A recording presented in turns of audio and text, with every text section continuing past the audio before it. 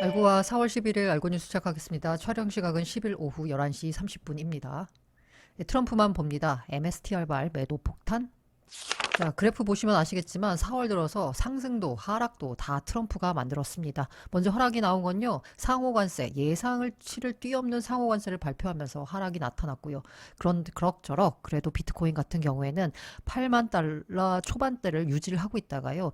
미국 증시가 무너지면서 비트코인도 함께 무너졌습니다. 이후에 하락에 따른 반작용이 나와서 그래도 유예해주지 않을까라는 약간의 기대감에 가격이 올랐다가요. 상호관세 발효일이 다가오는데도 아무 조치가 없네? 라면서 떨어졌다가 갑자기 급반등이 나타났습니다. 이때 바로 트럼프가 90일 유예를 발표했습니다. 결국 하락도 상승도 모두 트럼프가 만드는 4월 비트코인 시장이었습니다. 하지만 ETF에선 지속적으로 돈이 빠지고 있습니다. 일단은 도망차 하자는 투자자들 심리가 있는 것 같습니다. 4월 들어서요. 유의미하게 돈이 들어오는 건 4월 2일 2억 달러 넘는 자금이 ETF로 들어온 것을 빼고는 지속적으로 유출이 나왔습니다. 특히 비트코인 가격이 7만 4천 달러 선까지 밀렸을 즈음에는 현재 3억 2,600만 달러 정도의 자금 유출이 나왔습니다. 일단 향후 흐름을 볼 때 물가가 중요합니다. 연준의 움직임을 가늠해 볼 수 있는 지표이기도 하고요.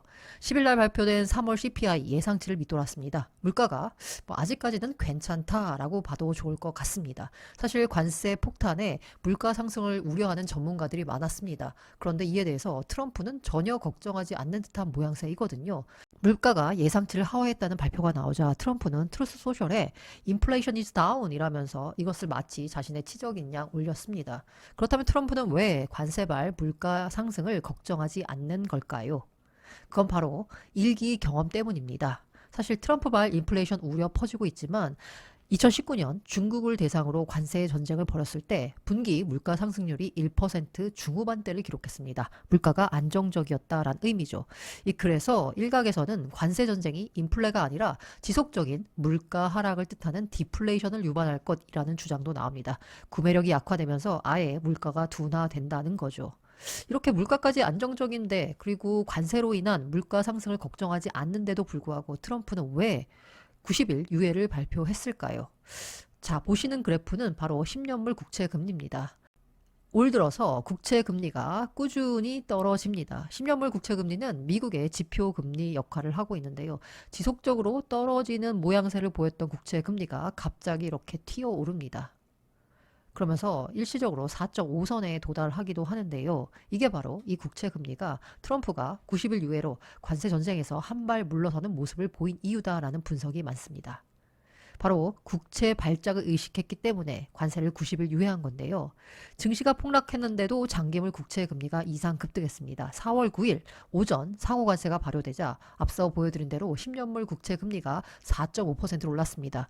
그러자 그날 아침 제이미 나이먼 JP모건 회장은 폭스뉴스에 출연해서 경기 침체 가능성이 크다라는 우려감을 표시했습니다. 그리고 나서 상호관세 유예 발표가 나온 건데요.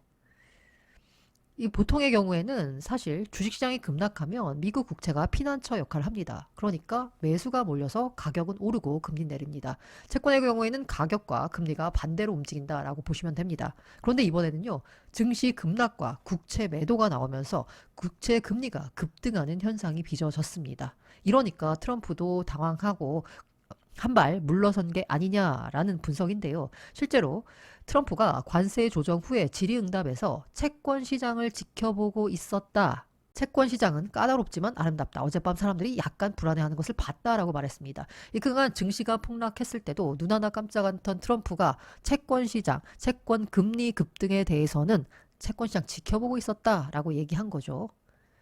실제로 트럼프나 트럼프 행정부 인사들이 채권 금리에 대해서 민감한 건 이미 2월에 재무장관이 힌트를 줬습니다.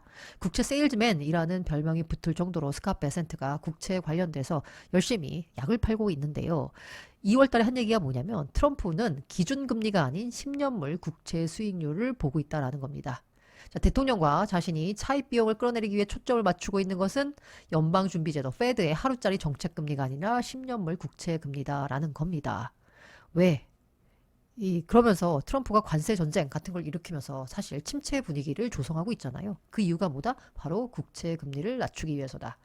실제로 보니까요. 1월에서 5월에 국채 리파이낸싱이 집중되어 있습니다. 이 리파이낸싱을 할 때 국채 금리를 1%포인트만 떨어뜨려도 미국 정부의 이자 비용은 16에서 17%포인트가 줄어듭니다. 이렇게 국채 금리를 내리는 게 중요한데 재정적자 부담을 줄이기 위해서요. 그런데 이렇게 갑자기 금리가 튀었으니 트럼프도 한 발 물러설 수밖에 없었다라는 분석입니다. 어쨌든 아서헤이즈 역시나 미 국채 시장 불안 커질수록 비트코인에 유리하다라는 커멘트를 남겼는데요. 앞으로 코인 투자자가 해야 될 일은 첫째, 트루스 소셜을 깔고서 트럼프를 반드시 팔로우해야 되는 것. 두 번째로 미 국채 시장의 움직임, 주식 시장은 뭐 안 봐도 괜찮지만 국채 시장의 움직임을 기민하게 봐야 된다라는 점입니다. MSTR발 매도 폭탄 얘기가 잠깐 시장에서 돌았습니다. 그 이유가 뭐냐라고 봤더니요. SEC에다가 제출한 8K 보고서를 보니까 과거 보고서에선 없던 문구가 추가됐습니다. 이게 바로 We may be required to sell Bitcoin. 우리 비트코인 팔 수도 있어요. 라는 부분인데요. 구체적으로 한번 내용을 보자면요. 우리가 부채를 상환하고 필요한 자본 지출하기 위해 충분한 현금을 생성하지 못한다면 비트코인을 매각해야 할 수도 있습니다. 라는 부분입니다. 사실 비트코인을 판다는 게 아니고요. 이러저러한 상황이 닥치면 비트코인을 팔 수도 있다라는 겁니다. 사실 기업들이 SEC에 제출하는 보고서에는요. 상상 가능한 모든 리스크를 적어 놓습니다. 왜냐? 미국 같은 경우에는 소송의 천국이기 때문에 괜히 보고서에다가 충분한 위험 요인을 적어 놓지 않으면 투자자들이 야, 나는 SEC에 제출한 이런 보고서를 보고 투자했는데 이 보고서에선 그런 리스크 요인이 없었는데 실제로 그런 리스크가 발생했잖아. 그러니까 이거는 회사가 잘못한 거니까 물어내. 라는 식으로 소송을 걸 수 있거든요. 그렇기 때문에 뭐 자잘한 약간의 우려만 있어도 일단 다 보고서에 적고 봅니다. 그 약간의 우려가 뭐냐? 우리가 돈이 없으면 비트코인을 팔 수도 있다라는 겁니다. 채권자들이 와서 빚을 갚아라 라고 하는데 돈이 없으면 당연히 들고 있는 자산 비트코인을 팔아야 되는 거죠. 그러면 스트래터지가 들고 있는 빚은 뭐일까요? 예, 바로 비트코인을 사기 위해서 발행한 전환사채입니다. 전환사채는 말 그대로 채권의 성격이 있지만 주식으로 전환이 가능합니다. 그런 전환사채를 팔아서 비트코인을 샀는데요. 일각에서 약간 오해하는 부분이요. 스트래터지가 비트 평단가 얼마야? 그거 밑으로 내려가면 야 스트래터지발 매도 폭탄 나오는 거 아니야 걱정하시는데요. 스트래터지가 비트코인을 살 때는 뭐 선물 시장에서 롱친 거 아니고요. 네. 전환사채 발행을 해서 그 돈을 가지고 비트코인을 샀습니다. 이 때문에 비트가 평단가 밑으로 내려간다고 이게 청산되는 구조 아닙니다. 채권자들이 빚 갚으라고 독촉을 해야 비트를 파는 구조인데요. 그럼 채권자들이 빚을 갚으라고 언제 독촉을 하느냐를 보자면요. 여기 보시면 이 만기일을 보시면 됩니다. 이 만기일 가운데 가장 빨리 만기가 돌아오는 게 27년 2월이고요. 그 다음 돌아오는 게 28년 9월입니다. 일단 27년 2월 만기가 돌아오는 채권을 한번 보겠습니다. 스트라이크 프라이스 전환가액이 143.2달러입니다. 지금 현재 스트래터지 주가가 200달러대 후반입니다. 그렇기 때문에 주가보다 전환가액이 훨씬 낮은 상황이죠. 전환사채를 투자한 사람들 입장에서는 원금을 돌려받는 것보다 들고 있는 전환사채를 주식으로 전환한 뒤에 주식시장에서 팔면 훨씬 더 큰 매매 차익을 얻을 수 있습니다. 때문에 스트래터지한테 가서 원금 돌려달라라고 요구할 필요가 없는 거죠. 이 주가보다 현재 전환가액이 높냐 낮으냐는 인더머니냐 아웃 오브 머니냐로 표시가 되었습니다. 인더머니는 지금 현재 주가가 높기 때문에 언제든 당장 주식으로 전환을 하면 되는 전환사채입니다. 그러니까 빚으로 바뀔 위험이 없는 거죠. 딱 하나 걸리는 게 아웃 오브 머니 있는 게 조금 전환가액이 높긴 합니다. 672.4달러짜리입니다. 그런데 다만 만기일이 29년 12월이기 때문에 아직 시간이 많이 남아서 이 걱정은 조금 뒤로 미뤄두셔도 좋을 것 같습니다. 게다가 지난 1월에 나온 기사인데요. 아까 이 표에서 보여드린 가장 먼저 만기가 돌아오는 27년 2월짜리 전환사채요. 이거 이미 다 전액 상환하기로 발표했습니다. 왜냐하면 주가가 현재 앞서 말씀드린 대로 200달러대 후반이라고 하는데 지금 전환가액이 143.2달러예요. 그러니까 지금 이 채권을 주식으로 바꿔서 시장에 내다 팔면 거의 2배 가까운 차익을 올릴 수 있습니다. 때문에 27년 만기 전환사채 전액을 상환했습니다. 그럼 이 표에서 볼 수 있듯이 그 다음 돌아오는 건 언젠가요? 28년 9월 전환사채고요. 전환사채 규모는요 10억 1000만 달러 정도 되고요. 현재 전환가액이 183.2달러입니다. 주가가 앞서 보여드린 27년 2월 전환사채보다는 전환가액이 높긴 하지만 주가가 현재 200달러대 후반이기 때문에 충분한 여유가 있습니다. 게다가 28년 9월이면 아직 많이 남았다라고 볼 수 있죠. 그래서 결론적으로 MSTR발 매도 폭탄은 걱정하지 않으셔도 된다라는 겁니다. 어쨌든 트럼프 덕분에 비트 가격은 다시 8만 달러를 회복했습니다. 앞으로는 어떻게 될까요?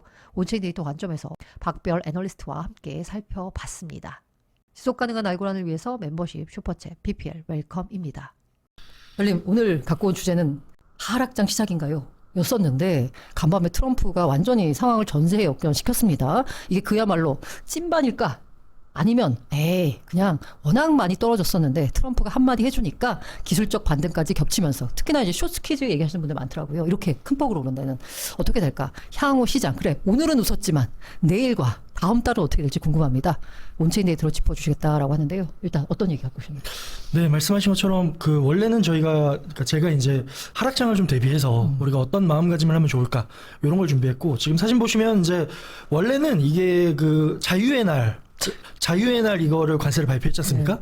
그리고 나서 모든 것이 좀 격하게 표현한 박살이 났는데, 자유의 날은 뭐야? 그러한 이제 좀 어감을 좀 느끼고 싶었는데 좀 다시 바꿔서 표현하면 이때 사라고 했는데 왜 안 샀어? 약간 이런 느낌으로 봐도 되지 않을까. 그래서 어쨌거나 트럼프의 이런 행동에 우리가 주목을 하고, 그리고 이 시장이 지금 앞으로 어떻게 변해갈 것인지, 혹은 어쨌거나 제가 오늘 말씀드리는 거는 그냥 데이터에 의존해서 제가 약간의 해석이나 의견을 덧붙이지만 좀 데이터는 어떻게 보거나 어떤 좀 관점을 전할 수 있는지 거기에 맞춰서 좀 봐주시면 좋을 것 같습니다. 그래서 첫째로는 좀 요런 거 한번 좀 제가 잡고 싶어서 가지고 왔는데요. 맞아요. 사실 트럼프가 관세 발표하기 직전 증시는 나스닥은 대폭 하락했는데 코인만 버텼습니다. 이게 제 상황을 보자면 지난주 금요일에 나스닥이 한 6% 가까이 떨어졌어요. S&P 500하고. 그런데 비트코인은 잘 버텼거든요. 그래서 역시 진짜 비트코인 디지털 금이다, 대안이다 라고 했는데 웬걸 월요일 날 비트코인도 여지없이 같이 무너졌습니다. 맞습니다. 그래서 이제 사실은 그때 많은 여러 미디어나 다양한 곳에서 대체 자산이 이제 정말 대안인가? 이제 그렇게 디지털 금으로 가는 거냐? 막 이런 내러티브가 있었는데, 제가 이제 데이터로 팩트를 그냥 제가 스스로 한번 합리화할 수 있는 상황을 체크해 보자면, 엄밀하게 얘기해서는 이제 시장이 익절을 할 사람도 익절을 하기엔 이제 수익이 좀 별로 마음에 안 들고요. 네. 그다음에 손절을 하자니 손절을 하기에도 이제는 내가 감당할 수 있을 것 같은 딱 그 정도의 서로가 더 팔기 좀 아쉬운 가격대가 좀 와가지고 그러니까 익절할 사람도 이거면 그냥 좀 더 올라가서 팔지. 그러니까 사람 심리가 어쨌거나 평균 회귀 같은 게 있어서 적당한 범주면은 이제 팔고 싶은데 그걸 벗어나면 이제 익절해야지, 아니면 그냥 손절해야지인데 딱 그 어중간한 범위의 가격이 왔거든요. 그래서 사람들이 안 팔고 그런 이제 시장에서 매수가 좀 줄어들었는데, 그러다 보면서 약간의 균형처럼 느껴졌기 때문에 비트가 버틴 것이었다. 근데 그러다가 이제 월요일쯤 돼서는 매도세가 그냥 조금 더 51대 49처럼 좀 더 세지니까 툭 치고 이제 하락이 세게 확 나온 거였다. 그러니까 그러한 게 지금 이 데이터로 봤을 때는 그러한 움직임을 보였다. 그래서 언론에서 이제 그렇게 얘기하지만 그냥 제가 데이터로 봤을 때는 요것이 좀 현실적인 제가 데이터로 이해할 수 있는 시장 상황이었다라는 거 정도 한번 좀 짚어보고 싶어가지고 한번 가져왔습니다. 네, 그렇고요. 자, 그런데 일단은 이런 이제 하락이 어떻게 나왔나? 아니면 사실은 지금 어제가 올라서 좋았지만 왜 계속 하락했을까? 4월 한 달 동안에 지금 사고 판 사람들의 움직임을, 네트워크의 움직임을 좀 가져와 봤습니다. 그래서 보시면 위쪽 바가 매수고요. 네네. 아래쪽 바가 매도인데, 그랬을 때 지금 딱 보시는 74,000하고 83,000 사이. 여기에 지금 막 장대봉도 보이고 하지 않습니까? 여기가 지금 매수고요. 저 보이시는 게 빨간색이 이제 현재 가격인데, 딱 여기서 지금 이제 새롭게 매수 받을 사람만 이제 매수를 받고 있고, 그 외에 이제 보시면 5만 6만 대 분들은 이제 여전히 조금씩 익절하시고, 중요한 거는 이제 9만 대, 그다음에 8만 5천 이상대 그즈음에서 분들이 손절을 많이 하십니다. 그러니까 이분들이 손절을 많이 하시는 게 생각보다 이제 하락이 큽니다. 그래서 이 데이터 말고도 전체적으로 실현 가격이라고 하는 것도 있는데, 그게 우상향해야 되는 그런 데이터인데, 보통은 우상향해야 되는 건데, 요런 분들이 이제 손절하니까 우상향을 못 하고 있다. 그래서 지금의 그러면 매도는 누가 하느냐는 다 손절을 하시는 거다. 그런 약간 우리가 좀 나쁘게 얘기하면 페이퍼 핸드다, 혹은 관광객들이다, 이렇게 하지만 어쨌거나 지금 많이 물려 계셔서, 그래서 요걸 좀 더 시각적으로 보여드리면 요렇게 보여드릴 수 있는데요. 자, 지난 게 뭐라고 보면 되나요? 매수벽들입니다. 아, 매물대 여기서는 이제 촘촘히 매수들이 이루어져서 우리가 흔히 뭐 지지도 하고 뭐 약간 저항도 되고 막 이런 것들이 이제 요 구간인데 일단 보시면 제일 위쪽에 9만 달러 통곡개벽. 통고개벽입니다. 저분들이 지금 다 손절을 하셔가지고 굉장히 강력한 이제 저항 구간이 되었습니다. 그리고 사실은 9만 달러하고 저 7만대, 네. 7만대 사이에 원래는 노란색으로 통 비어 있었습니다. 아, 그러니까 지금 지난주에 내려갈 때 그냥 쓱 내려가고 올라갈 때도 오늘도 막 8만까지 쓱 올라오고 그러니까 여기 그냥 비어있는 공백입니다. 그래서 여기를 지금 사실은 올라갔다 내려갔다 하면서 촘촘히 채우고 있습니다. 그러니까 여기 그냥 그 통행문이거든요. 그래서 여기를 지금 채우고 있고 지금 여기를 어떻게 좀 잘 채워가느냐가 앞으로도 되게 중요합니다. 그래서 이러한 지금 상황이었기 때문에 좀 이 급격한 변동성이 좀 나타났다라고 좀 한번 말씀드릴 요걸 수 있고. 다 채워주면 나타날 수 있는 거는 가격이 좀 안정적으로 가는 거겠네요. 그러니까 이제 내려오더라도 여기서 지지 받아주겠지. 라는 것들을 이제 충분히 예상할 수 있는 건데 지금 상황은 뭐 툭 치면 그냥 뭐 7만 4천까지 막 내려가 버리니까. 그러게요, 진짜 툭 친 건데. 그래서 좀 정리해서 표현을 드리면 이제 저희 이제 온체인 보는 사람들이 단기 보유자다라고 그래서 155일 뭐 한 5개월 정도의 이내에 온체인 매수한 사람들의 그런 움직임 행보를 봅니다. 그랬을 때 지금 그 사람들의 평단가가 어디냐면 네. 93,000원입니다. 93,000원. 통고개벽 딱 그쪽에 있습니다. 아, 그래서 그러니까 소위 말해서 지금 저분들은 다 물려 계신 겁니다. 그러면 저기 통곡의 벽 근처에 왔을 때 혹은 돌파를 했을 때 나올 수 있는 거는 매도세 아닌가요? 맞습니다. 이제 그분들이 본전이니까 나와야지. 지금 좀 나가자 이런 거고. 맞습니다. 그래서 지금 오늘 아침 기준으로 제가 보기로는 83,000원이었는데 네네. 어쨌거나 지금 83,000원에서 저 밑에 보시면 파란색 선. 그러니까 과거에도 파란색 선은 조금 이탈하더라도 지켜주는 최후의 보루였거든요. 그랬을 때 이번에 어쨌거나 74,000 부근에서 일단은 방어를 해줬는데 얘가 그렇게 강하진 않을 수 있어서 그러니까 여기 내려가면 67,000이란 말이죠. 아이고. 근데 여기쯤 일단은 지금 버티고 올라왔으니까 위로 얼마나 잘 올라가 주느냐가 굉장히 좀 중요할 것 같습니다. 지금 그래서 비트 가격을 보자면 아까 아침에 83,000 보셨다라고 하는데 지금 한 81,000대로 내려왔어요. 그러니까 아까 그 직후에 막 올라갈 때 같이 증시와 함께 올라갈 때 84,000 막 이렇게 갔었는데 다시 또 약간 기분이 안 좋아. 스물스물 내려오는 느낌입니다. 근데 그 아직 중국과 미국의 그런 이 티키타카가 끝난 게 아니지 않습니까? 그쵸. 그러니까 서로 이제 아실 시간에 얘기해주고 뭐 미장 시간에 얘기해주고 그래서 사실은 이제 사실은 막 10일이잖아요. 여러분들의 월급날. 네네. 딱 이제 딱 월초기 때문에 네네. 저희가 중순이나 좀 일단은 추이를 좀 더 봐야 되겠다. 그래서 사실 이 구간을 밑으로 더 내려가느냐 아니면 계속 위로 올라갈 수 있느냐가 여전히 좀 열려 있다. 안심하기는 수는 없군요. 맞습니다. 네. 그래서 사실은 요렇게 사실 가격이 내려갔을 때 많은 분들이 제일 많이 얘기해 주신 게 세일러. 마이크로 스트래티지 평단 얼마냐? 그쵸. 이거 맨날 제2의 FTX 되는 거 아니냐? 그쵸. 그래서 이걸 정말 많이 그 커뮤니티 텔레그램이나 트위터에서 정말 많이 막 언급을 하시더라고요.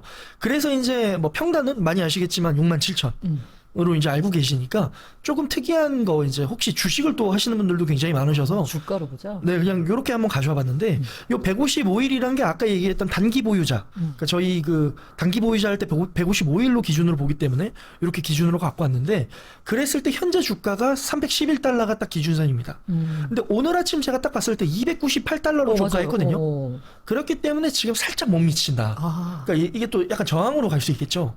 그래서 어쨌거나 지금 요 흐름을 보시면 요 지금 선들 안에서 지금 움직인단 말이죠.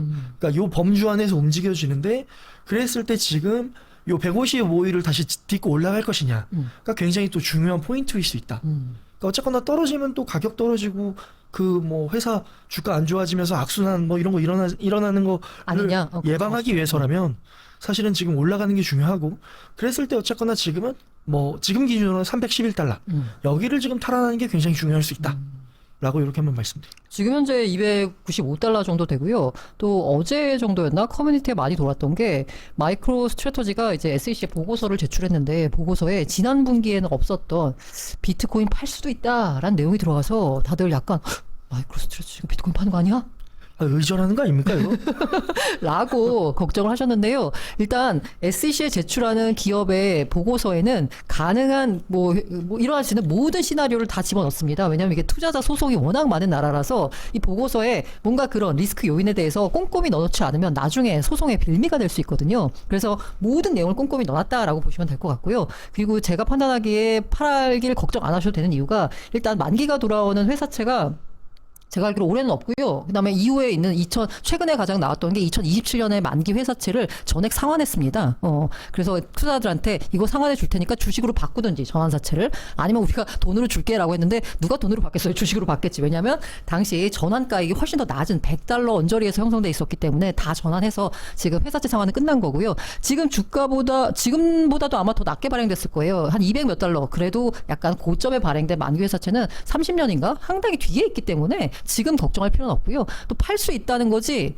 뭐 판다는 건 아니고요. 그리고 그러면은 평단가 67,000 밑으로 내려오면 파는 거 아니야라고 걱정하신다? 아닙니다. 지금 마이크로스트래티지가 비트코인을 파는 건 그야말로 회사로 야 내가 빌려준 돈 내놔라고 갚아야 된다는 그 만기 회사채 상환의 만기일이 돌아왔을 때 그때 돈이 필요할 때 회사에 돈이 없으면 비트를 팔아야 되겠죠. 그런 상황이거든요. 근데 다만 만기일이 아직 한참 남았다.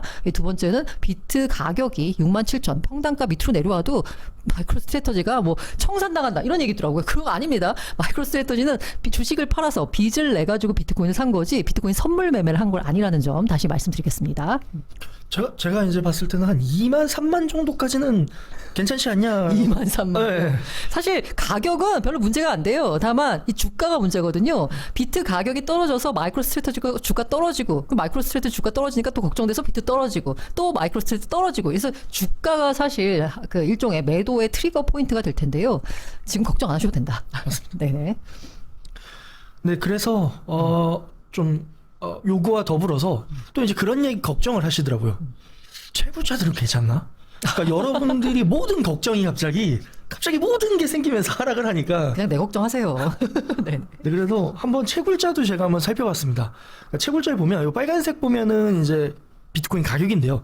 가격이 내려가는데 그럼 가격이 내려가면서 이제 요 주황색 보라색 같은 것들이 채굴자의 그 해시레이트, 네트워크의 건전성을 뜻하는 요 채굴기를 얼마나 열심히 돌리냐 인데 요거는 근데 가격과 상관없이 계속 우상향하고 있습니다. 그거는 진짜 계속 올라가더라고요. 네, 그리고 가격이 올라가면 이게 비트코인이란 게 10분에 하나씩 채굴이 되게 세팅이 돼 있지 않습니까? 그래서 채굴기가 많이 돌아가면 난이도라고 하는 거에서 그 문제를 풀기 어렵게 그래서 난이도도 올라가서 그 10분을 맞추려고 하는데 그럼 채굴기 많이 돌아가서 난이도가 올라가면 여전히 그러니까 그렇게 해서 또 난이도가 그러니까 해시레이트가 조절이 되는 거 해야 되는데 지금 사람 채굴자들이 끊임없이 치킨 게임을 하고 있는 것 같습니다. 그러니까 난이도도 올라가고 있고요. 난이도도 안 꺾여요. 해시레이트도 안 꺾여요.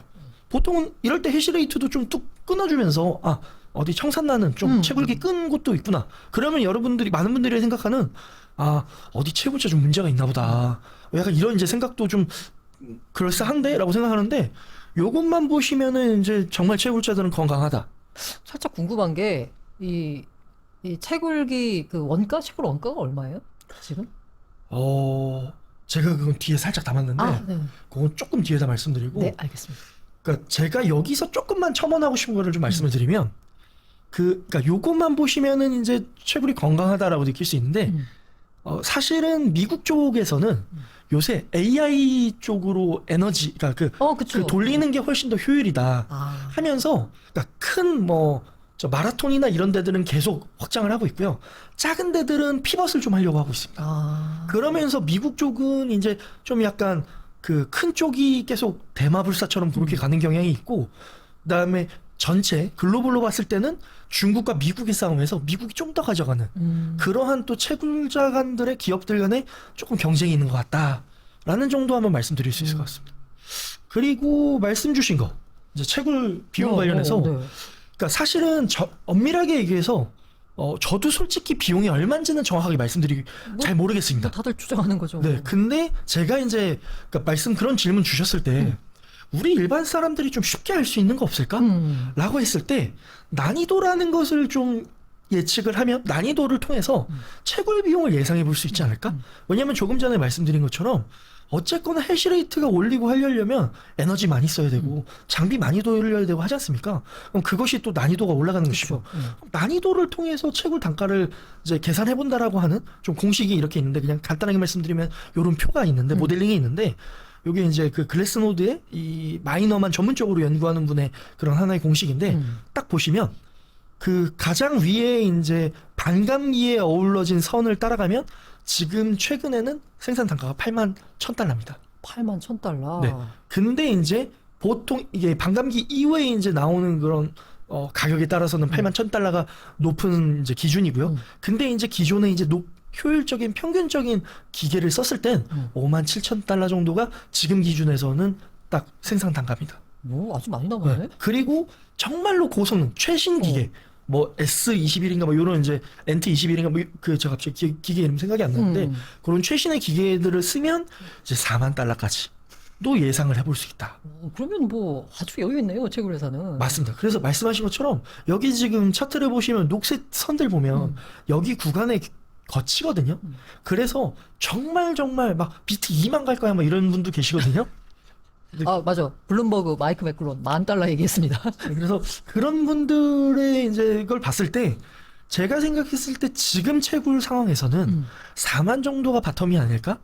라고 한번 요 데이터 기준으로 그리고 뭐 진짜 좀 뭐 하더라도 채굴자 기준에서는 어쨌거나 57,000 정도까지가 일단은 좀 요 정도까지는 우리가 마음속에 생각해질 정말 찐바닥 뭐 약간 요런 느낌으로 한번 해볼 수 있지 않을까. 그러니까 뭐 이게 진짜 그 바닥이다 뭐 이런 걸 말씀드리는 건 아니고 어쨌거나 채굴 생산 원가라는 걸 기준으로 저희가 한번 모델링을 돌려봤을 때 뭐 여러분에게 한 요 정도의 가격을 한번 제시해봐 드릴 수 있다 하는 기준으로만 그냥 한번 참고해 주시면 좋을 것 같습니다. 아니, 그래서 약간 채굴 지금 원가 걱정하는 이유가 뭐냐면 뭐 다른 게 아니라 채굴 회사들이 이 비트 캔 거 이제 던질까봐 걱정하는 거잖아요. 지금 수준에서는 아, 채굴 회사들 물량은 걱정 안 해도 되겠다로 정리해도 될까요? 네, 물량은 사실 크게 걱정 안 하셔도 저는 될 것 같고 그리고 말씀하신 걸 좀 덧붙이면 이제 오히려 그 채굴 기업들도 요새는 그런 그 CB 발행이라든가 맞아. 사고 있더라고요. 네, 이제는 오히려 또 마라톤 같은 경우에는 또 마이크로 스트레티지 따라하지 않습니까? 그러니까 오히려 예전처럼 비트코인을 바로 안 팔아도 되니까 좀 그런 식으로 생각하는 게 굉장히 많이 달라지는 것 같습니다. 그리고 좀 마라톤 디지털 같은 경우에는 최근에는 본인들의 비트코인을 대출해 줍니다. 아, 네, 진짜로 대출해주고 그 이자도 우와. 받고. 그러면 이제 채굴 회사가 아니라 비트코인 은행이 되는 거네요? 그러니까 그런 것들을 이제 시도하고 있어서, 그러니까 예전처럼 채굴자가 뭐 물량이 이동하면 맞아. 단기적으로 판다가 아니라 굉장히 고도화되고 있습니다. 약간 과거처럼 약간 채굴자, 채굴 원가 따져서 매도 나오네, 이 물량 이동했네, 매도 나오네, 이렇게 단순하게 생각 안 해도 되는 거네요. 맞습니다. 그래서 좀 그러니까 그래서 요새는 채굴자 누가 팔았다는 뉴스를 거의 보기 어렵지 않습니다. 그러고 보니 그렇네요. 네, 그래서 좀 그런 부분이 있습니다. 네, 그래서 좀 지금 말씀드린 것들을 좀 한번 이제 비트만 정리를 좀 해보면 이제 가격으로 한번 정리를 해보겠습니다. 그러니까 일단은 온체인 데이터상으로는 그 굉장히 시장에서 저평가받고 있다. 뭐 요거보다 내려가면 그래도 한번 받아볼 만하다. 뭐 온체인은 긍정적이다 하는 그 가격대가 78,000 정도 됩니다. 78,000 정도 되는데 지금 요 가격대는 지금 딛고 일어났고 그랬을 때 지금 좀 중요한 가격대가 아마 82,000이 좀 아닐까. 그러니까 200일 이동평균에서 큰 흐름을 좀 가져가니까요. 그리고 이제 그 위에가 92,900, 그러니까 93,000 정도. 딱 이게 아까 계속 말씀드린 단기 보유자, 홍보 개별. 사실 요거를 플립하면 이제 상승장을 좀 기대해봐도 되는 게 아니냐? 라고 자신감이 좀 확실히 생길 텐데 그러니까 여기 올라가기까지가 사실은 좀 시간은 걸릴 것이다. 쉽지 않다. 그래서 그 위로 이제 뭐 올라가면 이제 저희가 좀 긍정적인 회로를 가져도 되겠지만 그 소위 말해서 매물이 없는 거 아니에요? 그러니까 뭐 있어도 여기까지 올라오면 이제 그 힘에 의해서 이제 심리가 바뀔 거니까 그러니까 뭐 그럴 텐데 생각보다 저는 9만 뚫는 게 시간이 좀 걸릴 수 있지 않을까. 갑자기 궁금한데 시간이 좀 걸린다 했을 때 얼마의 시간을 보시는지 여쭤봐도 될까요? 이게 어려운 문제입니다. 예. 근데 그래도 상반기 안에는 좀 결론을 내지 않을까라고 생각을 해봅니다. 그리고 이제 아까 채굴 관련돼서 말씀하시면서 채굴 단가 생각보다 별로 안 높다라고 하니까 이 훈님이라는 분이 채굴 평단 보는 사이트에 나온 건 잘못된 데이터인가요? 8만 대이던데라고 주셨는데. 그게 이제 말씀하신 것처럼 보는 사이트마다 사실 금액이 다 다릅니다. 네네. 그리고 리서치마다 데이터가 다 다르고요. 그래서 이제 그런 것들은 뭐 어느 지역에서 하느냐 이런 게 다 너무 다르니까 이제 글래스노드 애널리스트의 그런 뭐 공식이나 이런 지표에 따라서 난이도로 계산하는 게 좀 더 현실적일 수 있겠다라고 저는 이제 판단해서 여러분들께 그냥 가지고 왔습니다. 그러니까 틀렸다라고 하는 게 아니라 그냥 기준이 다른 걸 수 있고 저는 그리고 조금 전에 보여드린 것처럼 요 흐름으로 봤을 때 요 선 안에서 지금 다 가격이 좀 움직이거든요. 그래서 요게 그래도 얼추 좀 맞지 않는가라고 저는 그래서 한번 가져왔고 판단은 이제 여러분들이 하시지만 요런 관점이 있다라고 한번 설명드리려고 가져왔습니다. 예, 사실 채굴 비용 같은 경우에는 그 얼마나 효율적인 기계를 갖고 있느냐, 장비를 갖고 있느냐에 따라서 또 달라지는 문제이기 때문에 앞서 별님이 말씀해 주신 대로 각 이렇게 분석하는 사람마다 좀 다르게 나온대요. 근데 이제 별님 같은 경우에는 난이도를 기준으로 해가지고 한번 채굴 비용을 추정을 해봤더니 생각보다 그렇게 높지 않다라는 점을 말씀 주셨습니다. 아무래도 성능을 완전히 이른바 이제 다 개비를 한 업자들 같은 경우에는 지금 버틸만 하니까 이런 맞습니다. 정도로 계속 해시레이트 높이면서 경쟁을 하고 있다라고 볼 수 있을 것 같고요. 그래서 지금 우리 트럼프를 믿고 투자했어야 된다라는 생각을 다시 한번 하는데 트럼프가 관세 유예 발표 전에 한 4시간 전인가요? 전에 나 믿고 살아라고 나는 그래서 DJT가 뭔가 했어요. 그 트럼프 도널드 미디어 주식이잖아요. 그래서 그렇게 미리 이제 사인을 주셨습니다. 우리 트럼프 이제 님께서. 그런데 이게 이제 90일 유예잖아요. 시장이 환호를 했습니다. 비트를 포함해서 이제 모든 자산 시장이 다 환호를 했는데 우리 별님이 보시기에 물론 누가 트럼프 생각을 알겠습니까만은 요렇게 가자라고 했던 흐름 이게 지금 계속 이어질까요? 아니면 언제까지 횡보를 하고 그 다음에 조금 약간 상승 쪽으로 뭔가 가능성을 볼 수 있을까요? 근데 좀 뭐 그냥 뭐 이렇게 때려 맞추는 걸 수도 있겠지만 그 90일 3개월이지 않습니까? 네네. 3개월 동안은 상반기 상반기에는 네네. 물론 변동성은 계속 있겠습니다만 좀 지금 흐름이라면 한번 좀 위쪽을 트라이 해볼 수 있지 않을까라고 좀 기대를 해볼 수 있을 것 같고 좀 그러니까 너무나 혼란스럽고 너무 이 불확실성이 많아서 사실 데이터를 계속 봐야겠고 그러니까 솔직히 저 같은 사람은 온체인 데이터를 보지 사람을 절대 안 믿거든요. 근데 지금 사람을 봐야 되는 것 같은데. 그러니까 데이터에 움직이는 이 시장의 흐름이나 이런 거를 좀 이제 보다 보니까 그러니까 어쨌거나 지금은 죽일 거였으니까 만약에 하락을 한다라고 하면 이제 내려가서 뭐 6만 7천이나 이렇게 두드리기면 이제 그때부터는 저희가 이제 정말로 마음의 가짐을 해야겠지만 아직 이렇게 좀 추세 반전을 하거나 이러한 움직임을 봤을 땐 일단은 좀 더 기대해 볼 수 있지 않을까라고 생각을 합니다. 아무래도 좀 어제 밤 트윗으로 조금 분위기가 좀 좋아진 것 같은데 그러면 이번에 7만 4천까지 밀렸었잖아요. 어쨌든 요 당분간은 아까 말씀 주신 그 90일 정도 기한으로 봤을 때는 7만 4천을 바닥 정도로 봐도 될까요? 그러길 바랍니다. 그랬으면 좋겠습니다. 네. 그랬으면 좋겠다라는 또 그 사이에 또 뭐가 또 터뜨릴지. 중국이 또 어떻게 할지 모르잖아요. 이제 중국의 또 약간 그 대응을 또 봐야 되는 문제인가요? 중국 그러니까 뭐냐면 뭐 어제도 그렇고 뭐 서로 뭐 말만 하면 그냥 계속 떨어지고 막 네. 걱정입니다. 개미의 삶은 쉽지 않은 것 같습니다. 네. 그럼 약간 그 별님도 지금 뭔가 예측을 하기보다는 그때그때 시장에 맞춰 대응해야 된다라는 입장이신 거고요. 네, 맞습니다. 그러니까 지금은 뭐 다른 분들도 많이 그러시지만 이런 그러니까 온체인 데이터든 차트든 그런 중요한 구간대들을 잘 지켜주는가라는 것들을 좀 보면서 대응하는 것이 최선이 아닐까. 이걸 제가 별님한테 뭔가 정답을 얻고자 하는 질문은 아니고 아까 말씀하신 구간 있잖아요. 그래서 큰일 났다. 하방 이탈했다. 그래, 빠른 손절 했어요. 근데 그 다음에 갑자기 트럼프가 90일 위에 발표하면서 갑자기 똑당했어. 그럼 이제 무서운 거지, 투자자 입장에서는.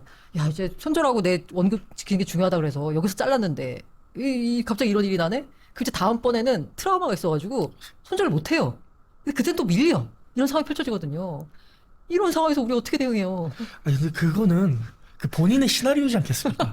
그러니까 뭐 저도 뭐 밈코인 사다 보면 여기 밀리면 팔아야지 하지만 또 막상 밀리면 말아 올리겠죠. 막 기다리지 않습니까? 네. 근데 그래도 어쨌거나 이 한 번의 운을 위해서 만약에 이 한 번의 경우를 위해서 한 번 돼서 성공해서 좋을 수 있겠지만 나머지 본인의 10번 중에 9번이 그렇게 해서 잘못되는 경우가 더 많을 수 있으니까 사실 여기에 그 확률적인 경험으로 봤을 때는 그냥 그렇게 하시는 게 본인의 원칙에 입각한 것이 아닌가라고 생각을 하고 다만 좀 참 이번이 참 예외적이었다로 볼 수 있지 않을까 싶습니다.